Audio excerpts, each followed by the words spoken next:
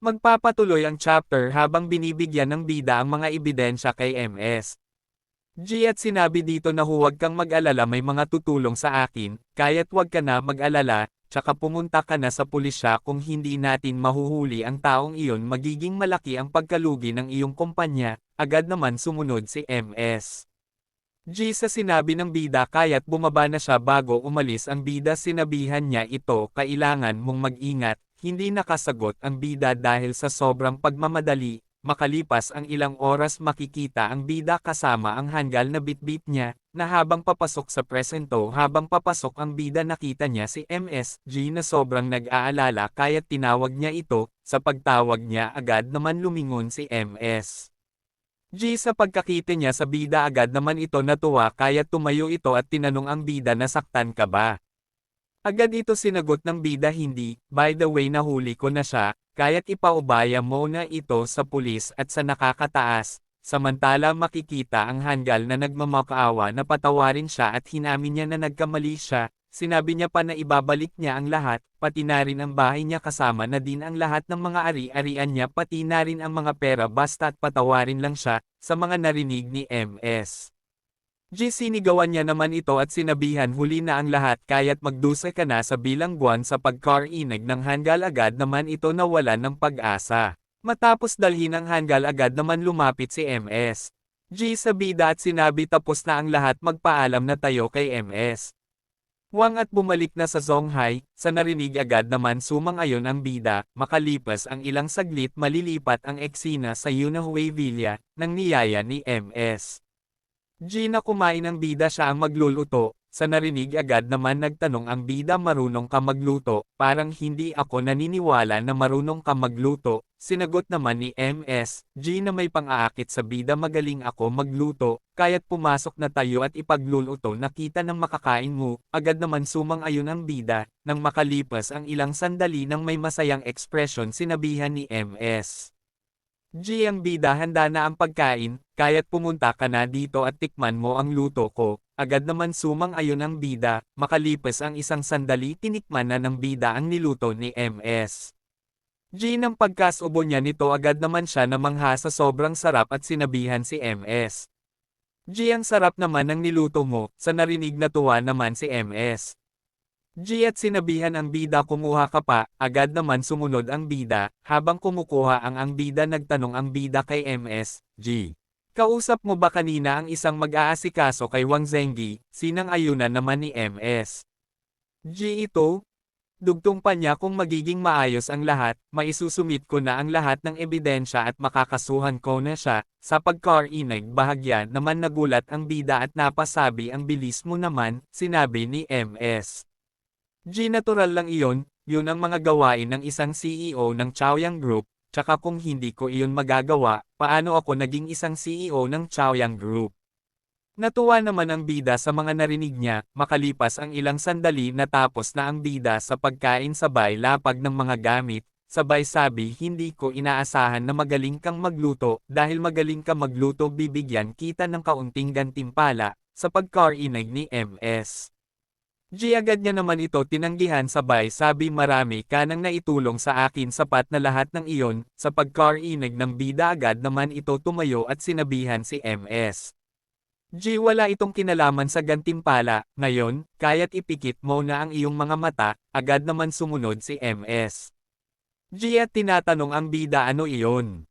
Napaka-misteryoso naman, nang biglang hinalikan ng bida si MS.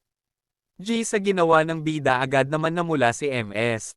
G sabay hawak ng bida sa malalaking puwete ni MS. G sabay buhat sa ginawa ng bida agad naman napaiyaw sa si MS. G sa ginagawa ng bida sabay tanong, sigurado ka bang ito ay isang gantimpala para sa akin? Sinagot naman ng bida, oo, ito na nga iyon, nagastuhan mo ba? Sinang-ayunan naman ni MS. G sabay halik sa bida. Habang naghahalikan hinanda na ng bida ang isang matinding posisyon na isang 69, sabay tanggal ng suot ni MS. G makalipas ang ilang sandali pinasok na ng bida. Sa pagpasok ng saging ng bida napaiyaw naman si MS. G dahil sa laki ng saging ng bida, nang hindi na makapaghintay ang bida kaya't agad niya na sinimulan sabay patay ng ilaw, kinabukasan ng magising ang bida biglang nagulat naman siya dahil wala na si MS. G sa tabi niya, sabay sabi ang aga niya naman pumunta sa opisina gusto ko pa sanang makaisa, grabe na talaga ang ating bida hindi pa nakontento kagabi gusto pang makaisa. Balik na tayo sa kwento, nang biglang nag-ring ang phone ng bida sa pagkarinig niya agad niya naman kinuha ang phone niya at sinagot sa pagsagot ng bida nagtanong ang tumatawag si Linyi ba ito. Sumang-ayon naman ang bida, sa pagkarinig ng kausap niya agad naman ito nagpakilala ang kausap ng bida, ako ang HR ng Zhonghai Normal University, maaari ka nang magsimula magtrabaho sa aming universidad bukas. Sa pagkarinig ng bida natuwa naman ito at sinabihan ang kausap niya maraming salamat po, tsaka darating ako sa tamang oras bukas. Kinabukasan sa Zhonghai Normal University, makikita ang dalawang babae na nagtatawanan habang nag-uusap, nang malilipat ang eksena sa bida na naglalakad, habang naglalakad napasabi ang bida sa kanyang mga nakikita ang universidad ay puno ng mga kabataan, nang biglang may tumawag sa bida kaya't sinagot niya naman ito, sa pagsagot niya agad naman nagtanong si MS. G may oras ka ba ngayon para sanduan ako?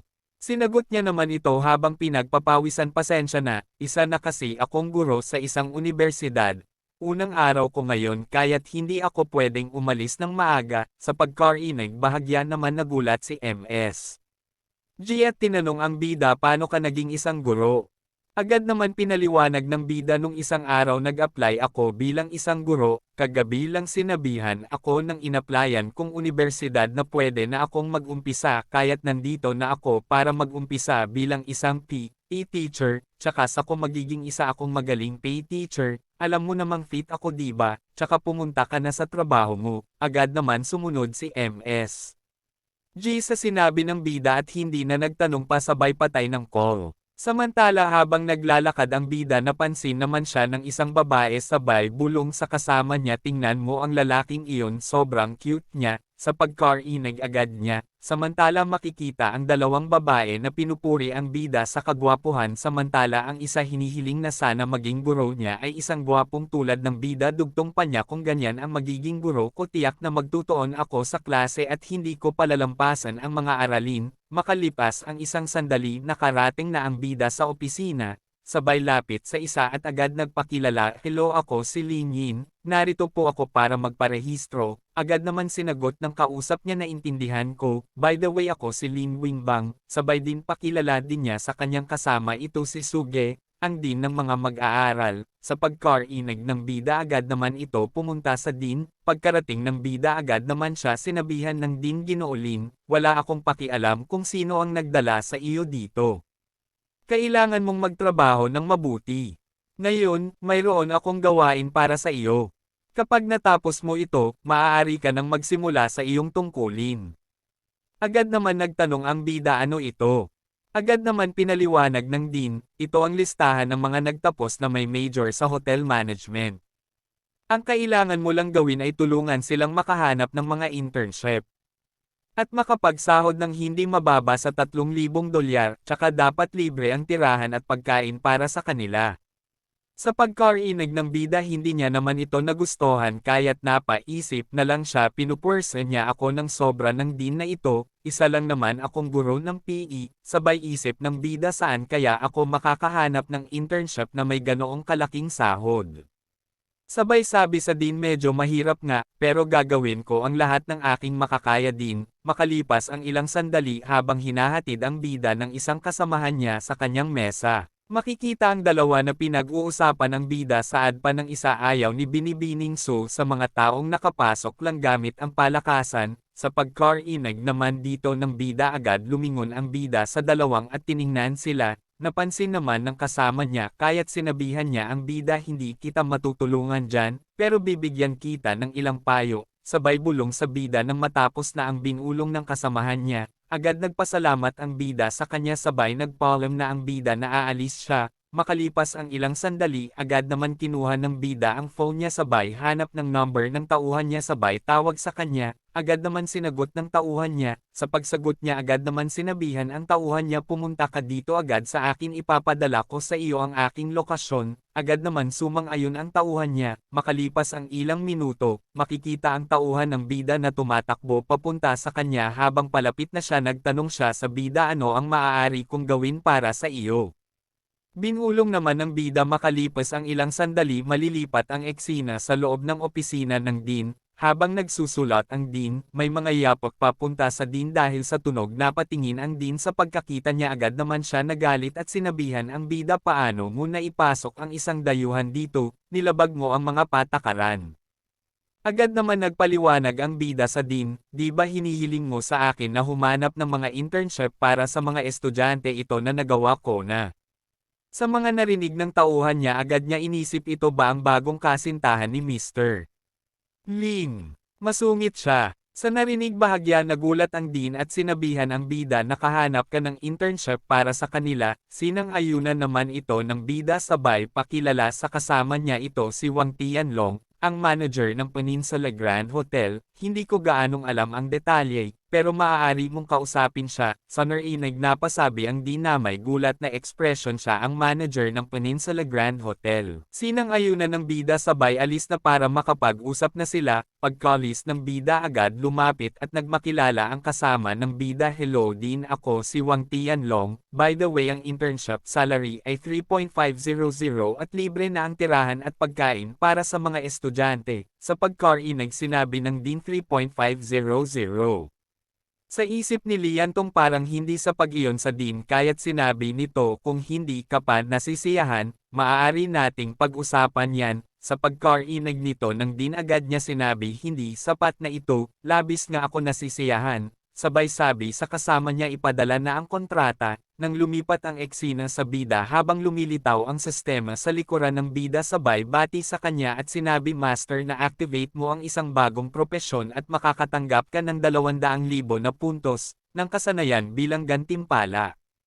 Dugtong pa ng system ngayong ang antas ng pagkakakumpleto ng iyong karera ay 20%.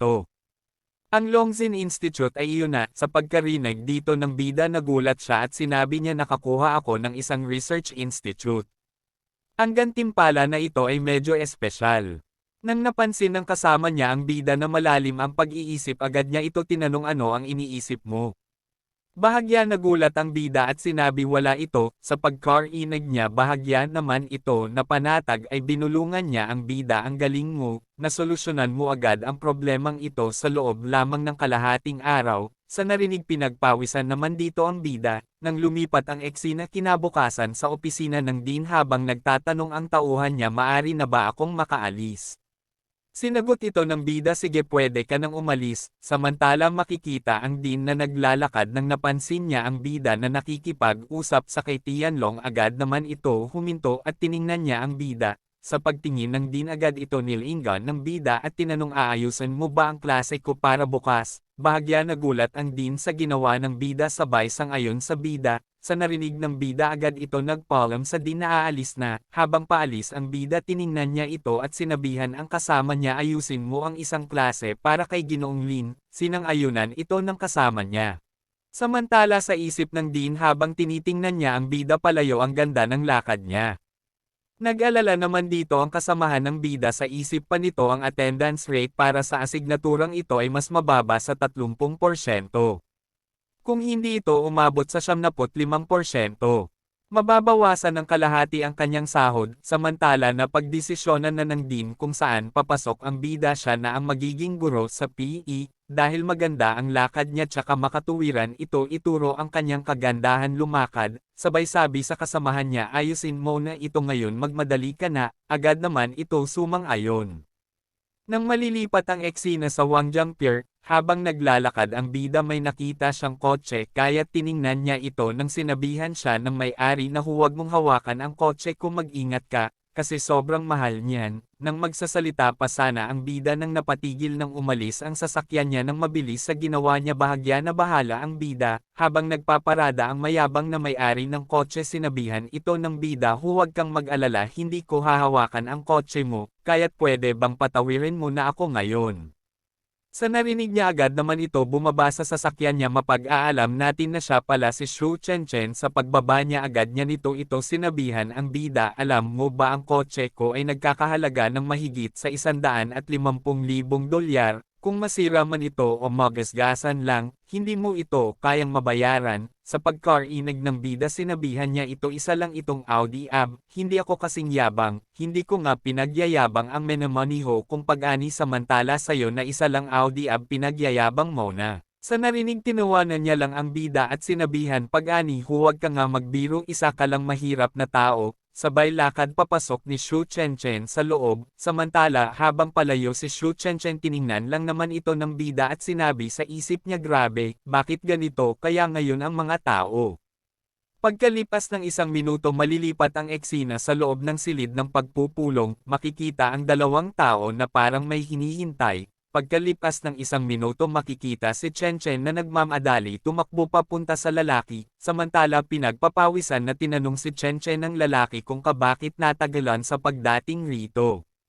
Dugtong pa nito buti na lang wala pa si Ginoong Lin, kung hindi baka dito na magtatapos ang mga pangarap natin, sinabi nito ni Chenchen sa lalaki may nakasalubong kasi akong isang mahirap na tao sa parking lot kaya't natagalan ako ng ilang minuto doon, makalipas ang isang sandali may dumating na babae na may mga kasamahan sa pagdating niya tinanong ito ni Chenchen na may panunuya di ka pa pala umaalis MS.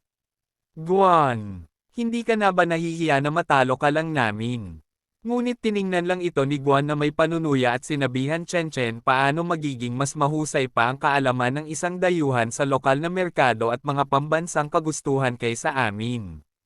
Dahil sa narinig ni Chenchen nagalit naman ito at sinabihan si Guan tingnan na lang natin, samantala ang kasamahan ni Chenchen nagtataka kung siya ba ang sinasabihan o hindi.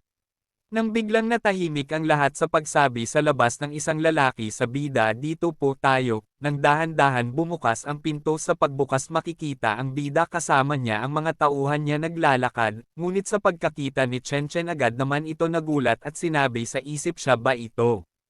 Nang mapansin ng bida si Chenchen agad ito tinanong ang kasamahan niyang lalaki isa ba siyang empleyado ng kumpanya mo. Sa narinig sinagot niya ito si Chenchen ang aming senior designer po tsaka napaka-galing niya dito sa larangang ito, sa narinig ng bida sinabihan niya ito magaling, sige maari na kayong umalis rito hindi ko kailangan ng magaling rito sabay upo ng bida, sa pagkarinig ng dalawa namutla naman ito. Magpapatuloy ang chapter habang binibigyan ng bida ang mga ebidensya kay MS.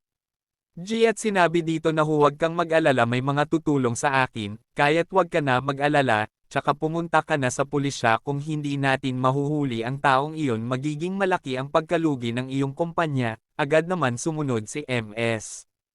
G sa sinabi ng bida kaya't bumaba na siya bago umalis ang bida sinabihan niya ito kailangan mong mag-ingat, hindi nakasagot ang bida dahil sa sobrang pagmamadali. Makalipas ang ilang oras makikita ang bida kasama ang hanggal na bitbit niya, na habang papasok sa presento habang papasok ang bida nakita niya si MSG na sobrang nag-aalala kaya't tinawag niya ito, sa pagtawag niya agad naman lumingon si MS. G sa pagkakita niya sa bida agad naman ito natuwa kaya't tumayo ito at tinanong ang bida na saktan ka ba? Agad ito sinagot ng bida hindi, by the way nahuli ko na siya, kaya't ipaubaya mo na ito sa pulis at sa nakakataas, samantala makikita ang hanggal na nagmamakaawa na patawarin siya at hinamin niya na nagkamali siya, sinabi niya pa na ibabalik niya ang lahat, pati na rin ang bahay niya kasama na din ang lahat ng mga ari-arian niya pati na rin ang mga pera basta't patawarin lang siya, sa mga narinig ni MS. Sinigawan niya naman ito at sinabihan huli na ang lahat kaya't magdusa ka na sa bilangguan sa pagkarinig ng hanggal agad naman ito nawalan ng pag-asa. Matapos dalhin ang hanggal agad naman lumapit si MS. Sa bida at sinabi tapos na ang lahat magpaalam na tayo kay MS. Wang at bumalik na sa Zonghai, sa narinig agad naman sumang-ayon ang bida, makalipas ang ilang saglit malilipat ang eksena sa Yunahue Villa, ng niyaya ni MS. G na kumain ang bida siya ang magluluto, sa narinig agad naman nagtanong ang bida marunong ka magluto, parang hindi ako naniniwala na marunong ka magluto, sinagot naman ni MS, G na may pang-aakit sa bida magaling ako magluto, kaya't pumasok na tayo at ipagluluto nakita ng makakain mo, agad naman sumang-ayon ang bida, nang makalipas ang ilang sandali nang may masayang ekspresyon sinabihan ni MS.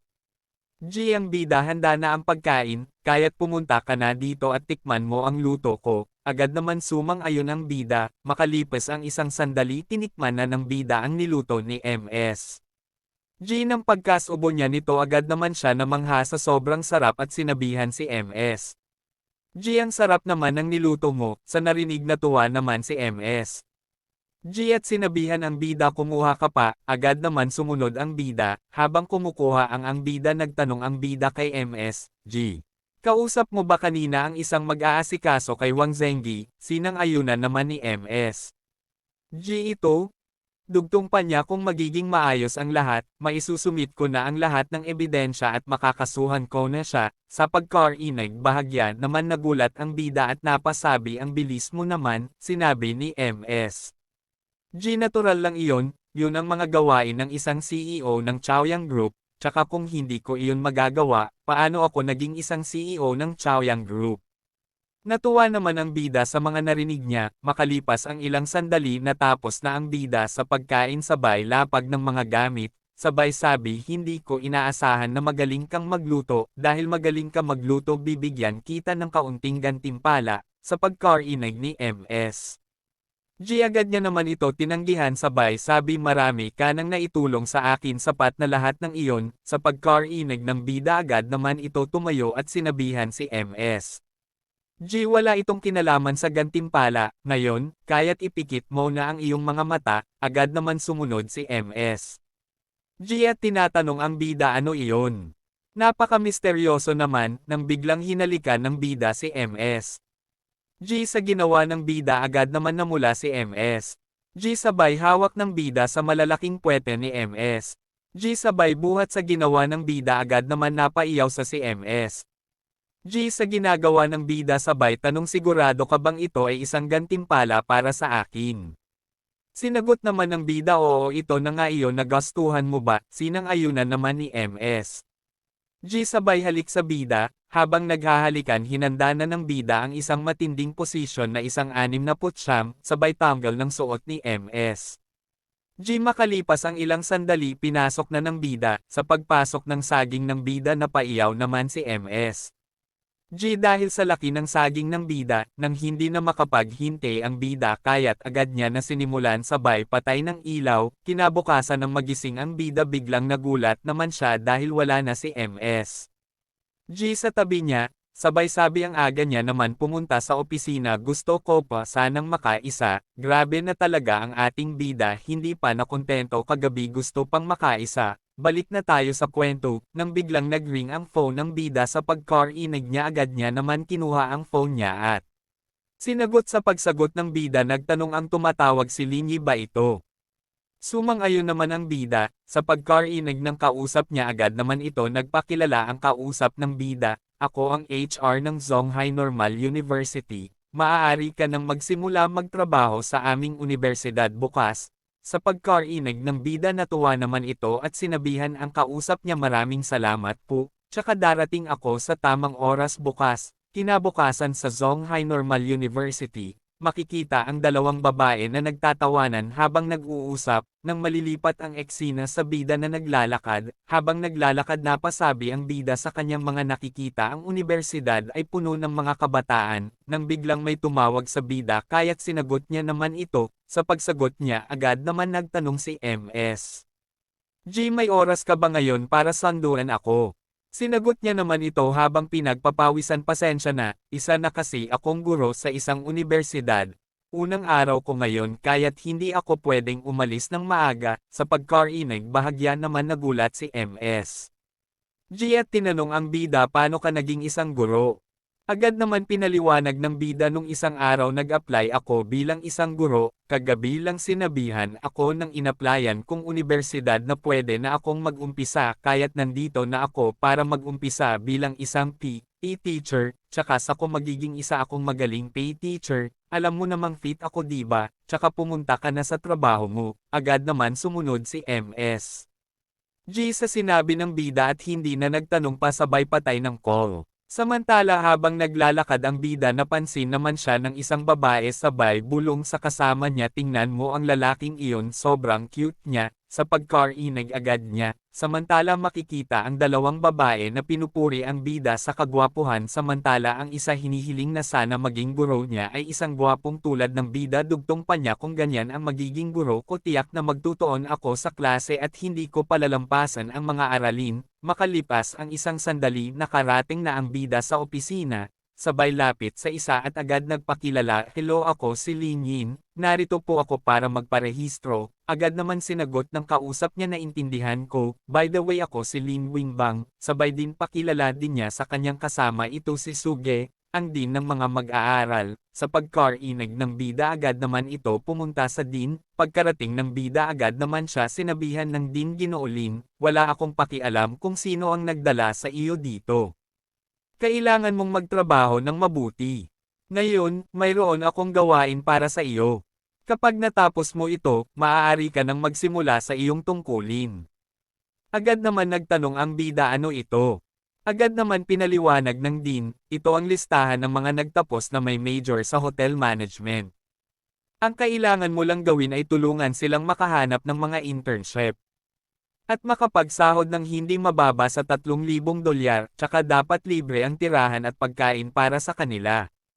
Sa pagkarinig ng bida hindi niya naman ito nagustuhan kaya't napaisip na lang siya pinupurse niya ako ng sobra ng dean na ito, isa lang naman akong guro ng PE, sabay isip ng bida saan kaya ako makakahanap ng internship na may ganoong kalaking sahod. Sabay sabi sa dean medyo mahirap nga, pero gagawin ko ang lahat ng aking makakaya din, makalipas ang ilang sandali habang hinahatid ang bida ng isang kasamahan niya sa kanyang mesa. Makikita ang dalawa na pinag-uusapan ng bida saad pa ng isa ayaw ni Binibining Su sa mga taong nakapasok lang gamit ang palakasan, sa pagkarinig naman dito ng bida agad lumingon ang bida sa dalawang at tiningnan sila, napansin naman ng kasama niya kaya't sinabihan niya ang bida hindi kita matutulungan dyan, pero bibigyan kita ng ilang payo, sabay bulong sa bida nang matapos na ang binulong ng kasamahan niya. Agad nagpasalamat ang bida sa kanya sabay nagpaalam na ang bida na aalis siya, makalipas ang ilang sandali agad naman kinuha ng bida ang phone niya sabay hanap ng number ng tauhan niya sabay tawag sa kanya, agad naman sinagot ng tauhan niya, sa pagsagot niya agad naman sinabihan ang tauhan niya pumunta ka dito agad sa akin ipapadala ko sa iyo ang aking lokasyon, agad naman sumang-ayon ang tauhan niya, makalipas ang ilang minuto, makikita ang tauhan ng bida na tumatakbo papunta sa kanya habang palapit na siya nagtanong siya sa bida ano ang maaari kong gawin para sa iyo. Binulong naman ng bida makalipas ang ilang sandali malilipat ang eksena sa loob ng opisina ng dean, habang nagsusulat ang dean, may mga yapak papunta sa dean dahil sa tunog napatingin ang dean sa pagkakita niya agad naman siya nagalit at sinabihan ang bida paano mo na ipasok ang isang dayuhan dito, nilabag mo ang mga patakaran. Agad naman nagpaliwanag ang bida sa dean, di ba hinihiling mo sa akin na humanap ng mga internship para sa mga estudyante ito na nagawa ko na. Sa mga narinig ng tauhan niya agad niya inisip ito ba ang bagong kasintahan ni Mr.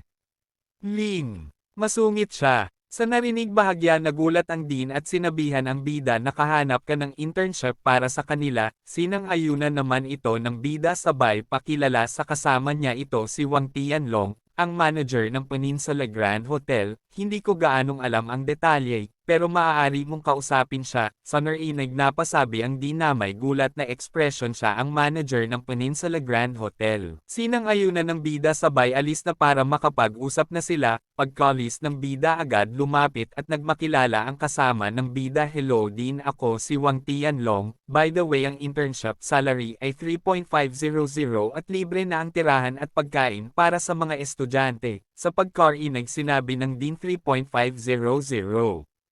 Sa isip ni Liantong parang hindi sa pag-iyon sa dean kaya't sinabi nito kung hindi ka pa nasisiyahan, maaari nating pag-usapan yan, sa pagkarinig nito ng dean agad niya sinabi hindi sapat na ito, labis nga ako nasisiyahan, sabay sabi sa kasama niya ipadala na ang kontrata, nang lumipat ang eksena sa bida habang lumilitaw ang sistema sa likuran ng bida sabay bati sa kanya at sinabi Master na activate mo ang isang bagong propesyon at makakatanggap ka ng 200,000 na puntos, ng kasanayan bilang gantimpala. Dugtong pa ng system ngayong ang antas ng pagkakakumpleto ng iyong karera ay 20%. Ang Longzhin Institute ay iyon na, sa pagkarinig dito ng bida nagulat siya at sinabi niya nakakuha ako ng isang research institute. Ang gantimpala na ito ay medyo espesyal. Nang napansin ng kasama niya ang bida na malalim ang pag-iisip agad niya ito tinanong ano ang iniisip mo. Bahagya nagulat ang bida at sinabi wala ito, sa pagkarinig niya bahagya naman ito na panatag ay binulungan niya ang bida ang galing mo, nasolusyonan mo agad ang problemang ito sa loob lamang ng kalahating araw, sa narinig pinagpawisan naman dito ang bida, nang lumipat ang eksena kinabukasan sa opisina ng dean habang nagtatanong ang tauhan niya maari na ba akong makaalis. Sinagot ito ng bida sige pwede ka nang umalis, samantala makikita ang dean na naglalakad nang napansin niya ang bida na nakikipag-usap sa kay Tianlong agad naman ito huminto at tiningnan niya ang bida, sa pagtingin ng dean agad ito nilingan ng bida at tinanong aayusin mo ba ang klase ko para bukas, bahagya nagulat ang dean sa ginawa ng bida sabay sang-ayon sa bida. Sa narinig ng bida agad ito nagpaalam sa dean na aalis na, habang paalis ang bida tiningnan niya ito at sinabihan ang kasama niya ayusin mo ang isang klase para kay Ginoong Lin, sinang-ayunan ito ng kasama niya. Samantala sa isip ng dean habang tinitingnan niya ang bida palayo ang ganda ng lakad niya. Nag-alala naman dito ang kasamahan ng bida sa isip pa nito ang attendance rate para sa asignaturang ito ay mas mababa sa 30%. Kung hindi ito umabot sa 75%, mababawasan ng kalahati ang kanyang sahod, samantala na pagdesisyonan na ng dean kung saan papasok ang bida siya na ang magiging guro sa PE, dahil maganda ang lakad niya tsaka makatuwiran ito ituro ang kanyang kagandahan lumakad, sabay sabi sa kasamahan niya ayusin mo na ito ngayon magmadali ka na, agad naman ito sumang-ayon. Nang malilipat ang eksena sa Wangjiang Pier, habang naglalakad ang bida may nakita siyang kotse kaya tiningnan niya ito nang sinabihan siya ng may-ari na huwag mong hawakan ang kotse kung mag-ingat ka, kasi sobrang mahal niyan. Nang magsasalita pa sana ang bida nang napatigil nang umalis ang sasakyan niya nang mabilis sa ginawa niya bahagya na bahala ang bida, habang nagpaparada ang mayabang na may-ari ng kotse sinabihan ito ng bida huwag kang mag-alala hindi ko hahawakan ang kotse mo, kaya't pwede bang patawirin mo na ako ngayon. Sa narinig niya agad naman ito bumaba sa sasakyan niya mapag-aalam natin na siya pala si Shu Chenchen sa pagbaba niya agad niya ito sinabihan ang bida alam mo ba ang kotse ko ay nagkakahalaga ng mahigit sa 150,000 dolyar, kung masira man ito o magasgasan lang, hindi mo ito kayang mabayaran. Sa pagkarinig ng bida sinabihan niya ito isa lang itong Audi AB, hindi ako kasing yabang, hindi ko nga pinagyayabang ang menamaniho kung pag-ani samantala sayo na isa lang Audi AB pinagyayabang mo na. Sa narinig tinawanan niya lang ang bida at sinabihan pag-ani huwag ka nga magbiro isa ka lang mahirap na tao, sabay lakad papasok ni Shu Chenchen sa loob, samantala habang palayo si Shu Chenchen tiningnan lang naman ito ng bida at sinabi sa isip niya grabe, bakit ganito kaya ngayon ang mga tao. Pagkalipas ng 1 minuto malilipat ang eksena sa loob ng silid ng pagpupulong, makikita ang dalawang tao na parang may hinihintay. Pagkalipas ng 1 minuto makikita si Chenchen na nagmamadali tumakbo papunta sa lalaki, samantala pinagpapawisan na tinanong si Chenchen ng lalaki kung bakit natagalan sa pagdating rito.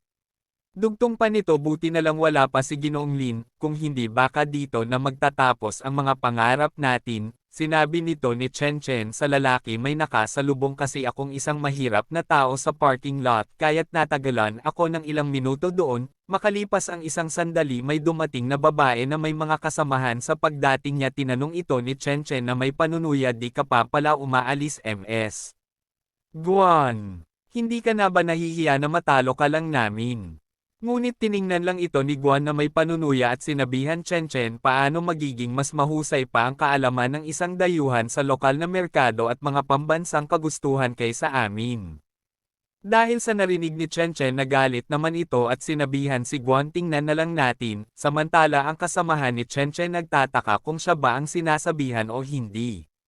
Nang biglang natahimik ang lahat sa pagsabi sa labas ng isang lalaki sa bida, "Dito po tayo." Nang dahan-dahan bumukas ang pinto, sa pagbukas makikita ang bida kasama niya ang mga tauhan niya naglalakad, ngunit sa pagkakita ni Chen Chen agad naman ito nagulat at sinabi sa isip, siya ba ito? Nang mapansin ng bida si Chen Chen, agad ito tinanong ang kasamahan niyang lalaki, isa ba siyang empleyado ng kumpanya mo? Sa narinig sinagot niya, ito si Chen Chen, ang aming senior designer po, tsaka napaka-galing niya dito sa larangang ito. Sa narinig ng bida sinabihan niya ito, magaling, sige maari na kayong umalis rito, hindi ko kailangan ng magaling rito, sabay upo ng bida. Sa pagkarinig ng dalawa namutla naman ito. Magpapatuloy ang chapter habang nagmamakaawa si Chen Chen sa bida na napatawarin siya at bigyan pa ng ibang pagkakataon, ngunit sinabihan lang ito ng bida, ayaw kong sayangin ang oras ko sa isang taong tulad mo. Sa pagkarinig rito ng dalawa namutla ito habang pinagpapawisan sa isip pa nila, tapos na tayo. Tapos sinabi ng bida sa mga tauhan niya, ilabas mo ang dalawang ito. Agad naman sumunod ang mga tauhan niya, sabay makikita na nilalabas na ang dalawa. Nang makita ng bida nang nakaalis na ang dalawang iyon, tiningnan niya si Guan at sinabihan ito, ano pang hinihintay mo, simulan mo na, huwag mong sayangin ang oras ko. Sa narinig nito dali-dali naman ito naglakad at sinabi, opo Ginoong Lin, agad na po ako mag-umpisa ng pinaliwanag na ni Guan. Nang matapos na siya, sinabi ng bida na may seryosong ekspresyon, maganda ang ideya mo, pero may tanong lang ako, kung bibigyan kita ng 30 milyong dolyar, ano ang kayang mong gawin? Sa narinig si Guan, bahagya ito nagulat at sinabi sa isip niya, 30 milyon. Ang yaman talaga ni Ginoong Lin, at sinabi niya na may buong kumpiyansa sa bida, kaya kung gawing masama sa top 5 sa buong mundo ang Wang Jiangpier. Nang makita ng bida na may potensyal ang babae ito, tinanong niya ulit ito, kung bibigyan pa kita ng 120 milyong dolyar, may kumpiyansa ka bang gawing itong nangungunang ang Wang Jiangpier sa industriya ng mahigit sa 10 taon? Sa mga narinig nilang tatlo nagulat naman sila rito, tapos sinabi ni Guan na may kumpiyansa sa bida, oo kaya ko, kung ibibigay mo sa amin ang pera. Dahil sa narinig agad na tumayo ang bida at sinabi rito sa tatlo, tapos na ang usapang ito. Bago ito umalis sinabihan ito ng bida, ihanda mo na ang proyekto, bibigyan kita ng 30 milyong dolyar bilang paunang bayad. Sa mga narinig rito ng tatlo, namangha na lang sila rito. Makalipas ang ilang sandali, malilipat ang eksena sa bida habang naglalakad nang nagring ang phone ng bida, kaya't kinuha niya ito at agad sinagot. Sa pagsagot ng bida agad naman nagtanong ang tumawag, hello, si Lin Yi ba ito? Agad naman sinang-ayunan ng bida, nang makonfirma na tama ang tinawagan niya, agad ito nagpakilala, ako si Sun Fuyo, ang director ng Longzhen Institute. By the way, nabalitaan ko na binili mo ang institute, kaya't gusto kong pag-usapan ang mga bagay na ito sayo, kung maari bukas pwede ka. Agad naman sumang-ayon ang bida at sinabi niya, pupunta ako ng 1 PM bukas. Kinabukasan sa opisina ng Dean, sa pagdating ng bida agad niya naman binati ang lahat ng magandang umaga. Sa narinig nito ng Dean, tinanong niya ang bida, maaga pa ba ngayon? Sumang-ayon naman rito ang bida, dahil sa narinig ng Dean bahagya naman ito nagalit, kaya't sinabihan niya ito ang bida, maghanda ka na para sa iyong klase. Sa pagkarinig rito ng bida agad niya naman nilabas ang notebook niya at sinabi rito sa Dean, nakahanda na ako. Sa pagkakita rito bahagya naman ang Dean nagulat at hindi nakapagsalita ng sandali. Makalipas ang ilang sandali sinabi niya rito sa bida habang nanggigigil, ayon sa mga regulasyon, kung ang attendance ay mas mababa sa 75%, ang iyong mga bonus ay mababawasan. Dahil hindi umabot ng 75% ang iyong attendance, mababawasan ang iyong bonus ngayon. Sa pagkarinig nito ng bida natuwa naman ito at sinabi sa kanya, okay. Dahil sa narinig bahagya ito nagulat at sinabi rito, ano ba't natutuwa ka pa dyan? Sinabi naman rito ng bida sa Dean na may masayang ekspresyon, simple lang, kung ayaw mo akong sweldohan, hindi mo na kailangan ituro ang mga klaseng ito, tama? Sa narinig ng Dean sumigaw ito sa galit, sabi pa rito sa bida, wala akong paki alam kung gusto mo ng sweldo o hindi, pero inihanda ko na ang subject na ito para sa iyo, kaya kailangan mong ituro ang klase na ito, maliwanag ba? Dahil nagalit na ang Dean, wala na lang ang bida nagawa kundi sumang-ayon at tinanong sa kay Lee, saan ang silid na tuturuan ko? Sa narinig nito ni Lee nagulat naman ito. At sinabi rito sa bida sa ikatlong palapag ang silid mo, nang malaman ng bida ito agad naman umalis ito, habang naglalakad ang bida sa papuntang silid niya nakasalubong niya ang dalawang mag-aaral kaya't binati siya nito ng dalawa ng magandang araw, sa pagkarinig rito ng bida natuwa naman ito sabay sinabi rin sa nila magandang araw, dahil rito lumapit ang dalawa at tinanong rito sa bida na may kasiyahan sana iubak ang textbook. Sinang-ayon naman ito ng bida dahil rito natuwa palalo ang dalawa kaya't tinanong ulit nila ang bida magtuturo ka ba ng klase ngayon. Sumang-ayon naman rito ang bida sabay alis na, habang palapit ang bida sa silid may nakasalubong siya ulit ng dalawang babae at tinanong siya nito saan kayo pupunta, sinabi naman rito ng bida pupunta ako sa classroom ko, sabay tinanong rin sila ng bida kayo saan naman kayo pupunta. Sinagot naman siya ng dalawa ng may masayang ngiti pupunta sa room mo para suportahan ka, sabay tanong ng dalawa sa bida saan ang classroom mo. Sinagot nito ng bida sa pangatlong palapag, sabay alis na ng bida bago ito umalis nagpaalam muna ito sa dalawa na aalis na siya at sinabi nito ang dalawa kita-kits mamaya, sinabihan siya rin ng dalawa kita-kits mamaya. Habang palayo na ang bida, agad niya naman kinuha ang phone niya ang binahagi sa group chat na ang gwapong guro ay may silid sa ikatlong palapag, makalipas ang isang sandali malilipat ang eksena sa bida sa silid niya habang nakatayo ito, may mga yapok naman ng babae papunta sa kanya, nang mapag-aalaman pala na ang din ito at sinabi rito sa bida habang may pangungutya ano bayan ang iyong estudyante palang na dumarating rito ay mahigit palang sa 30 baka hindi na ito dumagdag pa, nang natigilan ng ang din sa pagsasalita dahil sa mga yapok sa labas dahil rito tiningnan nila ito, sa pagtingin niya nakita ang mga mag-aaral na pumapasok dahil rito nagtanong si Lee bakit ang daming mga estudyante ang pumapasok. Dahil rin nagnabahala rin ang din at sinabi rito anong nangyayari. Sinabi naman rito ni Lee baka dahil sa kagwapuhan ni Lin kaya't narito sila naakit siguro ang mga babaeng ito sa kanya. Sinabi naman rito ng din sa kay Lee na intindihan ko yan pero paano naman itong mga lalaking ito?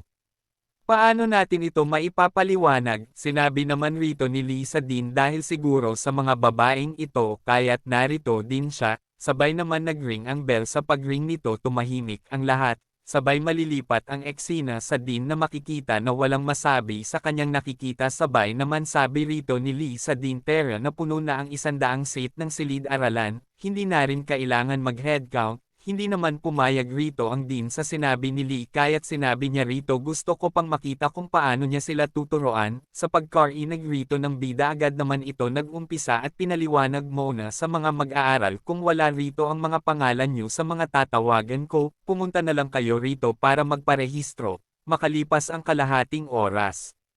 Sinabi ng bida sa babae sa number 124 ka magsulat sinang-ayon naman ito ng babae sabay sulat. Habang nagsusulat ang babae tinitingnan lang ito ng din pagkatapos magsulat ng babae agad ng din sinabihan ang bida itigil mo na rito maari mo na simulan ang iyong klase. Sa narinig ng bida agad ito lumingon sa din sabay sang-ayon, dahil sa narinig ng mga estudyanteng babae nagalit naman ito sa din at sinabihan ito hindi pwede iyan kailangan kung isulat pa ang aking pangalan baka hindi ako nakasama doon kaya para makasigurado ako isusulat ko muna ito, dinugtungan naman ito ng kasama niya na may magsasang-ayon sa sinabi niya, nang magsusulat na ang babae parang pipigilan pa siya ng din kaya tiningnan nila ito ng masama dahil rito hindi na nakapagsalita ang din, dahil sa takot, dahil riyan sumingit si G at sinabihan ito ang din tama na iyan kalimutan mo na, agad naman ito sinang-ayunan ng din dahil wala nang magawa dahil sa takot at sinabi rito sa bida ikaw na ang bahala rito. Tsaka tapusin mo na ang pagre-rehistro, agad naman ito sinang-ayunan ng bida at sinabi rito sa lahat magsipag upo na ang lahat dahil mag-uumpisa na ang klase, dahil sa narinig ng isang mag-aaral sinabi niya rito sa bida hindi mo pa natapos ang tawag ng mga pangalan, nang napagtanto ito ng bida napakamot naman siya sa kanyang ulo at sinabi rito sa lahat magpapatuloy na ako sa pagtawag ng mga pangalan niyo. Makalipas ang 1 oras sinabi rito ng bida sa lahat tapos na ang klase sa araw na ito, sabay tanong sa mga mag-aaral may mga estudyante pa bang hindi ko natawag kung lahat ay natawag na ipagpapatuloy natin ang klase sa susunod na araw sabay ngiti ng bida sa lahat ng kanyang estudyante dahil rito tuluyan ng Nine Love ang mga kabataang at sinabi nila rito sa bida sige po, nang malilipat ang eksena sa din na hindi makapaniwala sa mga nasaksihan dahil rito hindi na lang ito makapagsalita. Samantala sinabi rito ni G na namamangha ngayon lang ako nakakita ng ganitong klaseng pagtuturo, nang lumapit na ang bida sa dean at tinanong ito na abot ba ang attendance sa klase ko sa mga pamantayan. Bahagya naman ang dean na tigilan sandali at sinabi niya rito sa bida na may galit, oo nakaabot ang iyong attendance sa pamantayan. Sa narinig ng bida agad ito nagpaalam sa dean na may kasiyahan, samantala di naman ito naggastuhan ng dean kaya't napakagat kamay na lang dahil sa sobrang galit sa bida. Samantala manghang-mangha naman rito si G sa bida sabi pa rito sa isip niya mukhang naintindihan ko siya, kahit babaero ito pero gustong-gusto parent ng mga babaeng ito dahil gusto nila na paglaruan sila ng malalaking saging niya. Nang lumipat ang eksena sa bida habang lumalabas ang system at binati ito ang bida at sinabi rito na tapos mo na ang unang leksyon ng iyong karera sa pagtuturo, kaya't ang iyong pagkumpleto ng karera ay umabot na sa 40% at mabigyan ka ng gantimpalang master memory, dahil sa narinig ng bida agad niya naman chinek at tinanong niya ito sa sistema ano ang pagkakaiba ng master memory at sage memory. Agad naman ito pinaliwanag ng system ang naunang isa ay nagbibigay sa iyo ng kaalaman sa isang particular na larangan, at ang huli ay nagbibigay sa iyo ng malawak na kaalaman. Sa narinig dito ng bida napaisip ito dagdag pa ng system pakiusap, pumili ka na ng kaalamang nais mong maging iyo. Bago pumili ang bida hinawakan niya muna ito sa bewang ang sistema at tinanong ito si Jack Kilby ba ang ama ng Chips. Sinagot naman siya nito na natatawa si Jack Kilby ang ama ng Chips, dahil sa narinig pinili ng bida ang nauna.